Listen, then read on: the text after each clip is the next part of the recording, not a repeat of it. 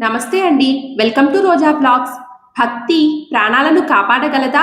మాఘ స్నానం ఒక శాపాన్ని కూడా దేవతగా మార్చగలదా? ఒక ఏనుగు వెనుక దాగి ఉన్న శాపకథ ఏమిటి? ముగ్గురు యువతుల మరణం వెనుక ఉన్న దైవలీల ఏమిటి? ఈ ప్రశ్నలకు సమాధానమే మాఘ పురాణం 6వ అధ్యాయం. మృగశృంగుడి అచంచలమైన భక్తి, సుశీలాదేవి వెనుక ఉన్న విషాద కథ. మాఘస్నాన మహిమను తెలియచేసే అపూర్వ ఘట్టాన్ని మాఘపురాణం 6వ అధ్యాయంలో తెలుసుకుందాం. భోగాపురం అనే నగరంలో ఒక బ్రాహ్మణుడు ఉండేవాడు.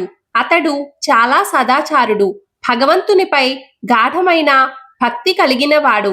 అతనికి సుశీల అనే ఒక అందమైన కుమార్తె ఉండేది. సుశీల మంచి స్వభావం కలిగిన అమ్మాయి, తెలివైనది, శీలవంతురాలు. చిన్నప్పటి నుంచే ఆమె భగవంతునిపై భక్తితో ఏదో ఒక వ్రతం చేస్తూ పురాణాలు చదువుతూ కాలం గడిపేది. ఆమె గుణగణాలు తెలుసుకున్న మృగశృంగుడు ఆమెను పెళ్లి చేసుకోవాలని నిర్ణయించుకున్నాడు. ఒకరోజు సుశీల తన ఇద్దరు స్నేహితురాళ్లతో కలిసి కావేరీ నదికి స్నానం చేయడానికి వెళ్ళింది. అదే సమయంలో అడవిలో నుండి ఒక పెద్ద ఏనుగు గీంకారం చేస్తూ వచ్చి ఆ ముగ్గురు అమ్మాయిలను భయపెట్టింది. వారు భయంతో ఏ దిక్కు చూడకుండా పరిగెత్తారు.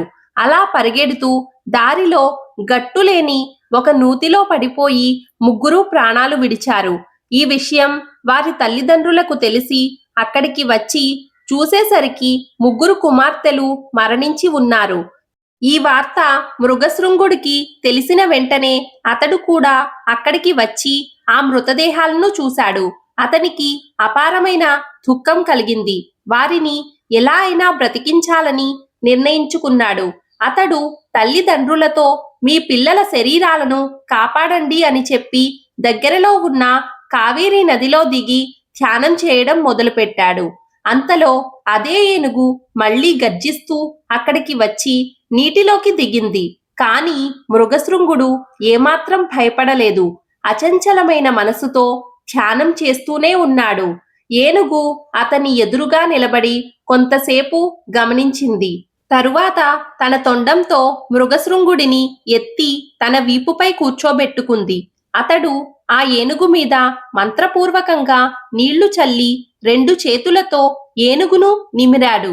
వెంటనే ఆ ఏనుగు తన రూపాన్ని విడిచిపెట్టి ఒక దేవతా రూపంలో కనిపించింది. తనకు శాప విమోచనం కలిగించిన మృగశృంగుడికి నమస్కరించి దేవలోకానికి వెళ్ళిపోయింది. వశిష్ఠుడు దిలీప మహారాజుతో, చూశావా రాజా, మాఘ స్నానం మహిమ వలన ఏనుగుకు శాప విమోచనం కలిగి తన నిజరూపం పొందింది అన్నాడు. మాఘపురాణం 6వ అధ్యాయం సమాప్తం. ఈ వీడియో మీకు నచ్చినట్లయితే ప్లీజ్ ఒక చిన్న లైక్ చేసి మన ఛానల్ను సపోర్ట్ చేయండి. మిగిలిన అధ్యాయాలను కూడా చూడాలి అనుకుంటే ఇప్పుడే మన ఛానల్ను సబ్స్క్రైబ్ చేసుకోండి. తిరిగి రేపటి అధ్యాయంతో మళ్ళీ కలుద్దాం. నమస్కారం.